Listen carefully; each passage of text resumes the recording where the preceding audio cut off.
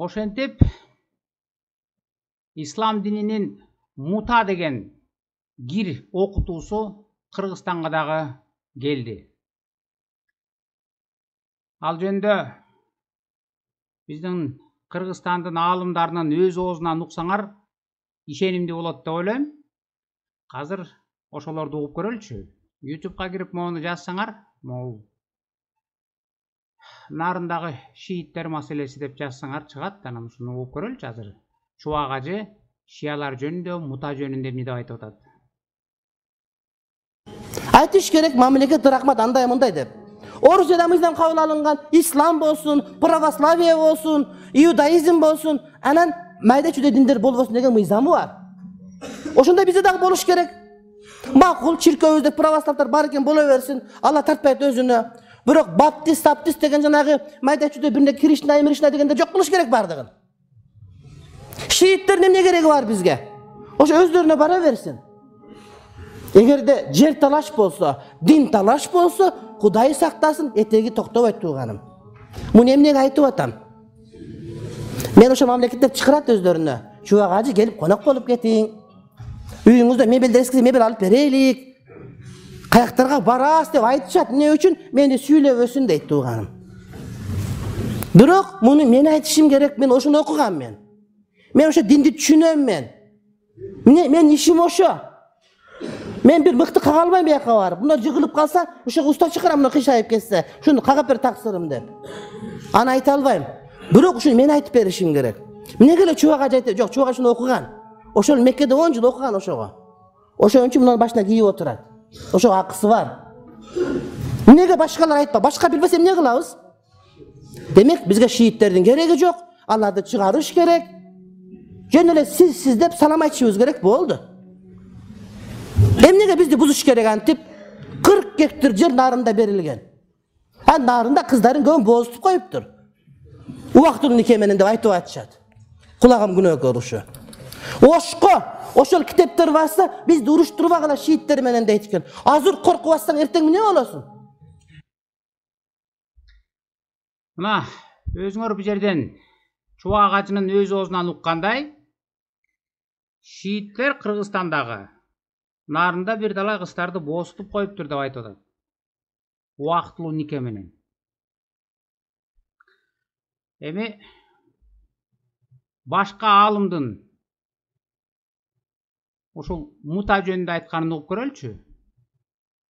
Бул Абдышүкүр Нармат. Муну да YouTube'дан таап көрсөңөр болот. Угуп көргүлө. Болу. Шияны кебирлер түшүнбөй калды ошо шииттер. Шииттер деген Шафии деген маселе эмес. Имам Шафии мазхабы ошо. Шииттер деген булар өзүнчө 3 маал намаз дейт.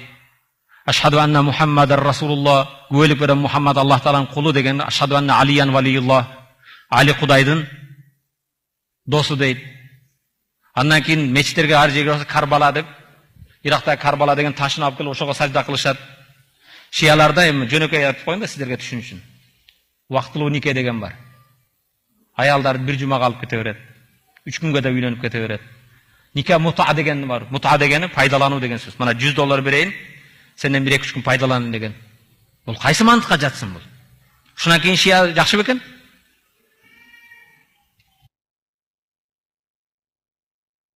Белгилүү аалым Абдышүкүр Нарматтагы жерден айтып атат.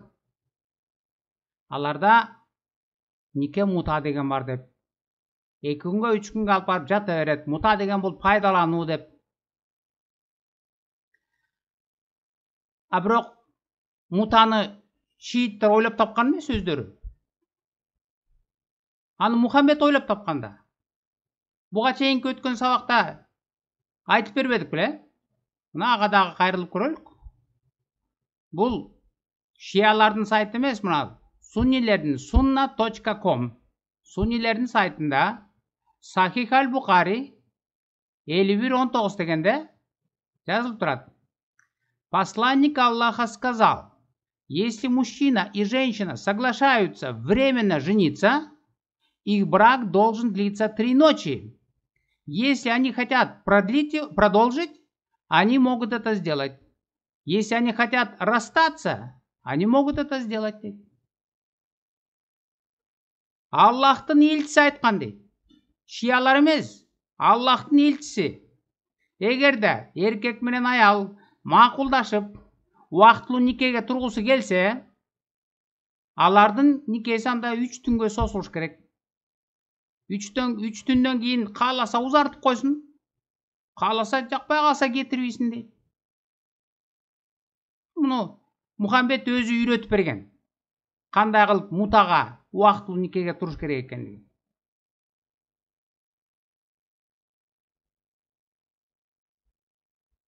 Башка хадисин карап көрөлүчү. Бул Сахих Муслим 1404А. Аженде мындай дейт. Мы были в экспедиции с посланником Аллаха, и с нами не было женщин. Мы сказали, не должны ли мы себя кастрировать? Он, святой пророк, запретил нам это делать. Затем он разрешил нам заключить временный брак на определенный срок, дав ей одежду. Biz экспедицияда дейт. Бул жихадта жүрөт. Послан Аллахтын элчиси менен ушул жихадта жүргөндө жаныбызда аялдар жок эле дейт. Анан биз аял жок болгондугунан Мухаммедке айттык дейт. Эмне аял жок болсо өзүбүздү бычып салалыбы? Эмне кылабыз десе, пайгамбар жок, өзүңөрдү бычпагыла дейт. Анда эмне кылабыз десе, анда ал уруксаат берди дейт. Барып аялдар менен жатып келсеңер болот, кийимиңерди берип деп. Пайгамбар айтып атат. Аны жанында жан жөкөрлөрү кысымга алып, аял жок, эмне кылабыз эми десе, өзүбүздү бычып салабыз десе, жок, бычпагыла дейт. Анда эмне кылабыз десе, анда барып аялдар менен жатып келгиле, тиякта аялдар бар экен, чапаныңарды берсеңер берет. Убактылуу жатып келгиле деп. Муну шиялар ойлоп тапкан эмес. Муну Мухаммед өзү үйрөтүп берген. Кандай кылыш керек экенин, канча күнгө жатыш керек экенин. Бул шиялардык эмес, жогоруда айткандай, суннилердин өздөрүнүн сайты, өздөрүнүн хадистери мына.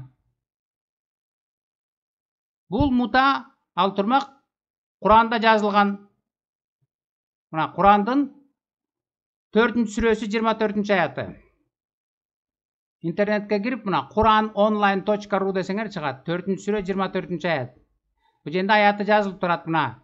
А за то удовольствие, которое вы получаете от них, давайте им установленное вознаграждение, брачный дар дейт.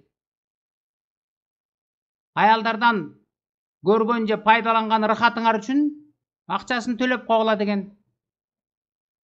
Ал эмне десе, мына астында түшүндүрүп берип атат. Могу толкованиясы, түшүндүрмөсү. Ажен эмне атат мына көк менен жазылганда. Многие другие считали, что этот аят был ниспослан по поводу временного брака, мута, который был разрешенным в первые годы распространения ислама. После чего пророк, да благословит его Аллах и приветствует, запретил его. Бул жерде убактылуу нике жөнүндө, же болбосо мута жөнүндө айтылып атат деп атпайбы? Ал исламдын баштапкы учурунда уруксаат болчу. Жана кийин аны пайгамбар тыюу салып койгон дептир. Бул толкованиясына, түшүндүрмөсүнө ылайык. А биз хадистерден окуп атабыз, аны эч кандай Мухаммед тыюу салбай эле, Мухаммеддин учурунда дагы, Мухаммед өлгөндөн кийин Абу Бакырдын учурунда дагы, ал өлгөндөн кийин Умардын учурунда дагы пайдасын көрүп эле аялдар менен убактылуу жатчыбыз деп күбөлөндүрүп атышпайбы? Ал жазылып турат. Ал жөнүндө биз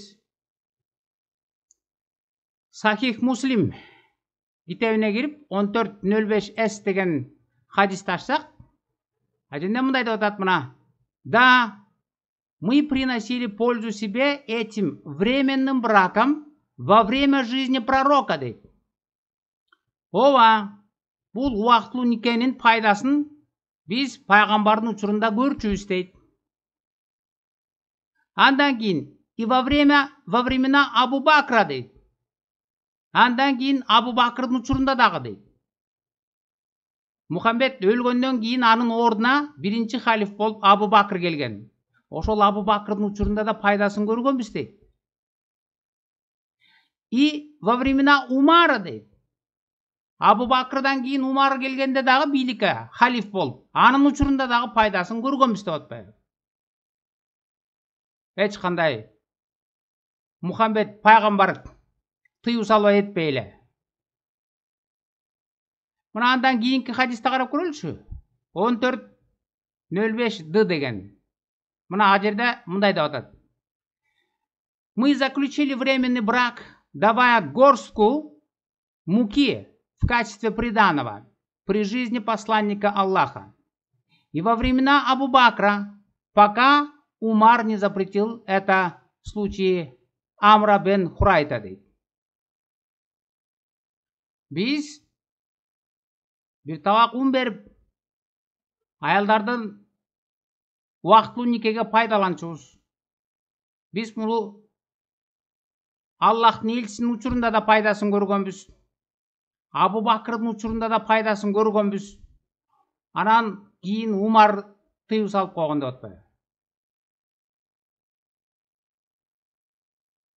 Муну шиялар айтат. Ал убактылуу нике же болсо мутага. Аны Аллах өзү түшүргөн китебинде 4-сүрө 24-аят менен Аллахтын элчиси Мухаммед өзү үйрөтүп берген. Эч кимиси Аллахтын элчиси дагы, Аллах дагы өзү эч качан буга тыюу салган эмес. Умар тыюу салгандай ким экен ал? Дешет.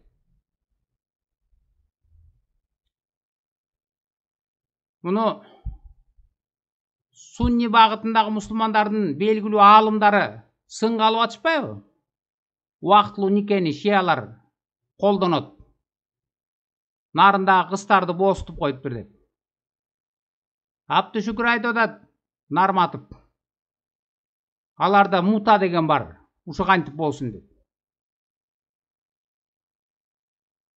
Муну жогоруда айткандай шиялар ойлоп тапкан эмес. Муну Мухаммед өзү үйрөтүп берген. Аны ачып карап көргүлө, мен көргөзгөн сайттардан.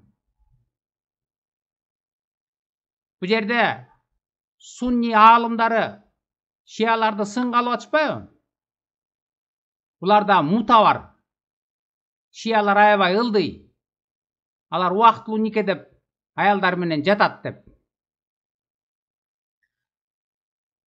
Эмки сабакта шиялар ушул суннилердин сынга алганын көрөлүчү кандай экен. Бул жерде булар сынга алып атпайбы? Өйдөдөн ылдый карап, шиялар кир деп. Биз тазабыз деп. Эмки сабакта көрөлүк, шиялар суннилерин кандай сынга алып, булардын кандай окутуусу эмне экенин, булардын жашоосу кандай экенин өздөрүнө көзгө сайып, өздөрүнүн китеби менен көргөзүп берет. Суннинен шиясы өтөт, шиясынан суннит өтөт.